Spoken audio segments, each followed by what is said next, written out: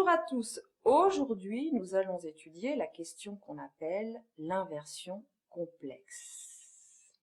Cette forme de question consiste à laisser le sujet devant le verbe et à ajouter après le verbe le pronom il ou elle selon le sujet. Je vous rappelle qu'en français, il y a deux formes de questions qui appartiennent à la catégorie de l'inversion.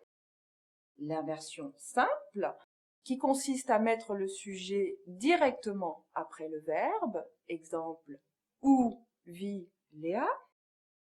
et l'inversion complexe « où Léa vit-elle ?»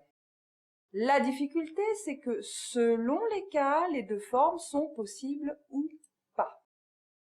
L'inversion complexe correspond à une question très formelle, en général utilisée à l'écrit, en particulier dans la presse.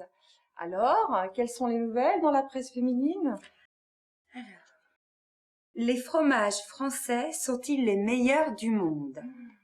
Alors, je ne sais pas si ce sont les meilleurs du monde, mais en tout cas, les fromages français sont les plus nombreux, entre 350 et 400 fromages différents. On dit qu'il existe un fromage différent pour chaque jour de l'année.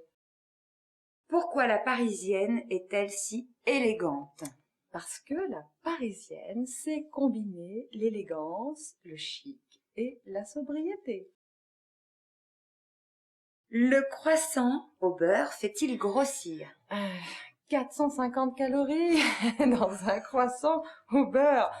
Mais le croissant au beurre, c'est si bon, c'est si doré, si moelleux, c'est fondant. C'est important de temps en temps de s'accorder des petits plaisirs.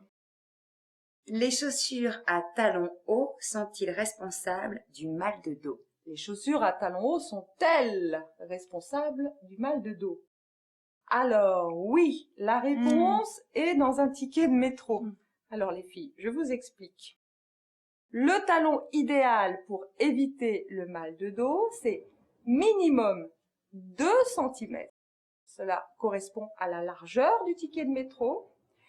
Maximum 5 cm pour le talon, cela correspond à la hauteur du ticket de métro. Voilà pour le petit truc pour éviter le mal de dos.